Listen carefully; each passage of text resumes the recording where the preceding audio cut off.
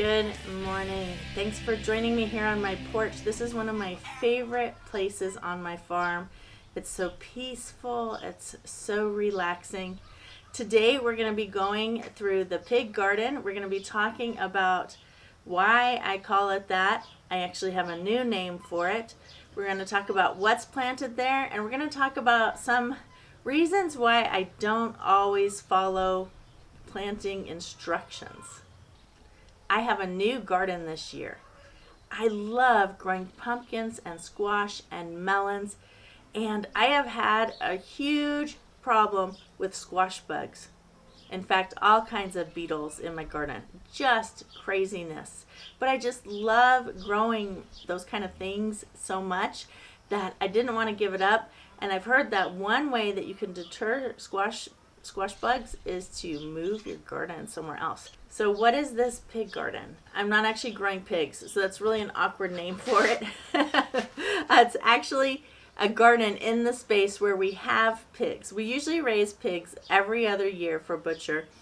And so sometime last summer I thought, you know what, next year I'm going to take advantage of the pig tillers like everybody talks about, and I'm going to put in a garden where the pigs are. So that's what we've done.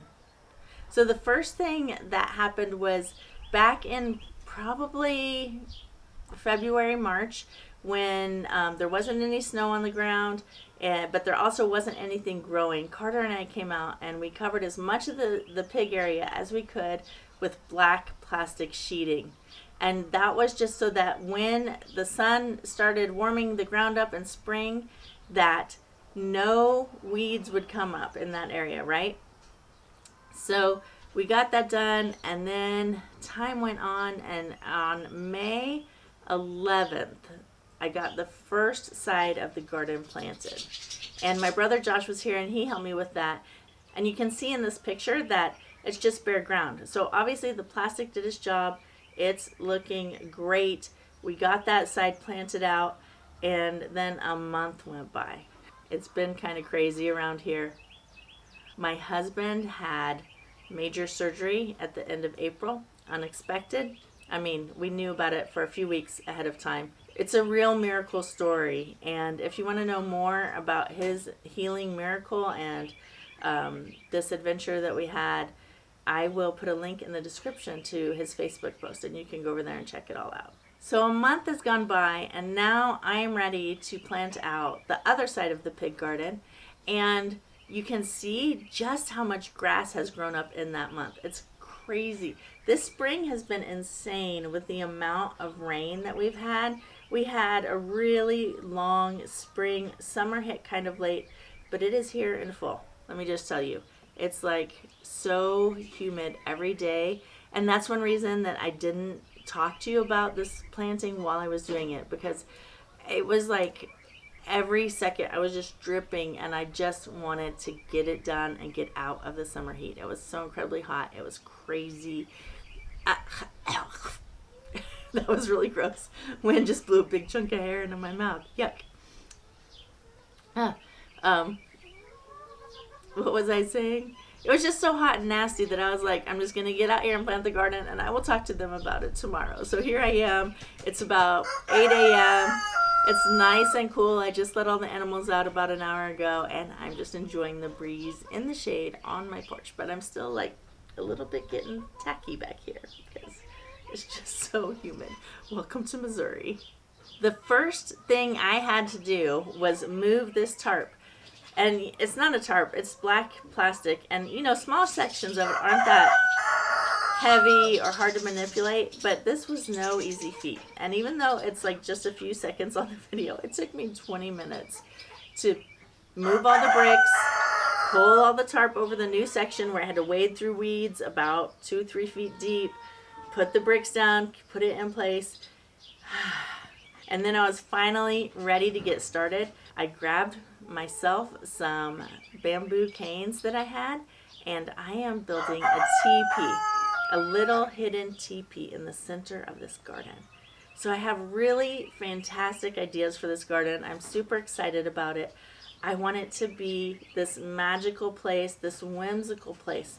I've discovered something about myself, and that is that I love whimsy in the garden. And it's not just that I like it, I actually need it. When I try to do a market garden with all these straight rows and just lots of product, lots of produce, I did not enjoy being out there. I need curved lines, I need surprises, I need things that make me smile every time I see them. And so this garden is all about that.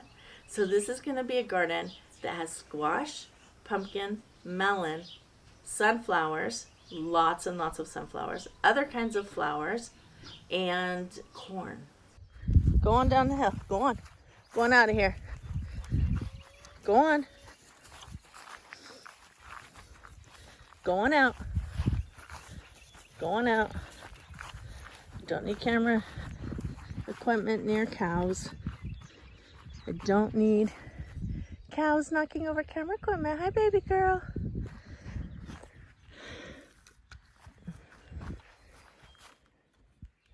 There we go. That'll keep you guys out. You got grass in your own paddock. The next thing I did after building the teepee structure was to get all the seedlings out of the cart and kind of place them where I wanted. So I made sure I had plenty of space between my pumpkins and squashes for them to vine out and spread everywhere. And then I also placed nasturtiums throughout the garden. Those kind of help ward away bugs as well. These plants should have gone in the ground a while ago. But you know what? I'm not really worried about that. Like I said in the beginning of this video, I don't always follow planting instructions precisely. I often consider them more of suggestions, loose guidelines. I garden in southern Missouri, so I'm in zone 6B. I'm just about an hour north of the Arkansas border. So our growing season is really, really long. And I know that we're going to have plenty of time for all these things to come to harvest before the first frost. The only real problem is going to be this heat. I'm going to have to be good at watering them and making sure they don't get dried out and burned in the heat. Now, you may have seen other people plant their pumpkins and squashes in mounds.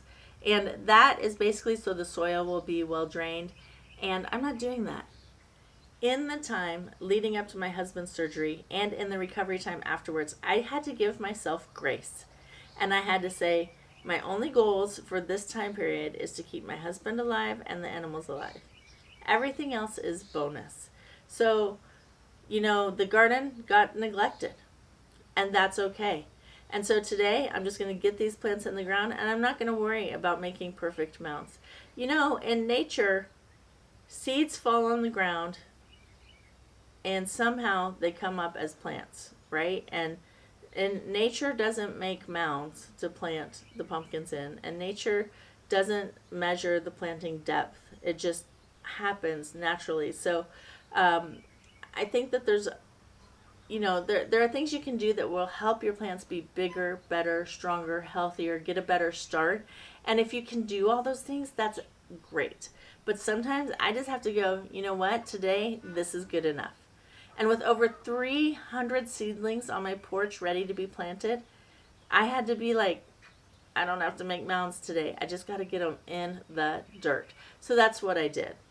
So these little pumpkins that I call the pink pumpkins are just going to go in the ground like this. I'm just going to plop them in there and push dirt around them and hope for the best. Right here in the middle of this section, I'm going to have a teepee. And I planted all around the base of it climbing flowering vines. Yes, I said that right. Climbing flowering vines. And then all the way around that, I planted 2 rows of sunflowers. I planted sunflower plants, and then I also planted sunflower seeds. And then I went out another section and I did big sections of corn all the way around it. So what I'm really hoping is that you'll come down this winding path through these sunflowers, and then you turn, and then there's going to be a little pathway right here of zinnias, and there'll be a kind of a hidden teepee that you didn't see from outside the garden. After a while, all this kneeling down to plant, standing up, going to a new spot, getting back down, bending over to dig those holes was really starting to wear on my back. So I kind of figured some ways to put little breaks in there to kind of give my back a chance to be upright for a while. So you can see here, one of the things I did is that I walked around and I wrote out all the plant labels and put them down by the plants before kneeling down, so I didn't have to do that on the ground bending over. So you got to just be creative and take care of yourself while you're working. It's the only body we've got. I want to make sure it lasts a long time. And if you're new to this channel, I try to break down all the farming things into the smallest basic steps. When I first started homesteading, it was information overload. It was too much, more than I could handle, and I had to really just take it a little tiny chunk at a time and incorporate that into my daily life on the farm so that I could learn to be productive and get things done, because I would often just be paralyzed with information overload. And I figure there might be some other people out there like that, so that's what I do. I try and break it all down for you. All right, I wanted to show you guys this thing. So I plant my squash, my tomatoes, and melons, and anything really that's at all viney pretty deep, because they will actually grow roots off. Anything that vines will usually vine along the ground and put down a root, and vine along the ground and put down another root. And tomatoes especially, they'll just like root out all on the sides. It looks like they're growing some kind of weird fur. So if you plant them pretty deep, then they will actually get stronger roots, more ability to pull in the nutrients right there, especially when they're getting started as young seedlings before they've had a chance to put down more roots along the vine. Finally, I am all done with planting for the day. It's so hot, it's so humid and muggy, it's absolutely ridiculous. Despite being tired, achy, hot, sweaty, I took the time to do a little celebration dance. I got my plants in the ground. I got my plants in the ground. Well, I got about half of the plants off of my porch into my garden. Oh, have I told you yet? Now, I've been calling this the pig garden because I had pigs here, but I never really liked the name. I just didn't know what else to call it. And so my friend Kathy came by the other day, and when she got home, and she's like, I really love your sunshine garden. It's going to be so beautiful. And I went, oh, sunshine garden. Oh, I love it. It's the perfect name for it. It's all sun-loving plants. It gets sunshine all day, and it brings sunshine to my heart. I love it. So now, welcome to my sunshine garden, and come back and visit so we can watch it grow together. Thanks so much for hanging out with me today here on my front porch. It's been lovely. I'm going to go inside before it gets too hot. I hope you have a great week.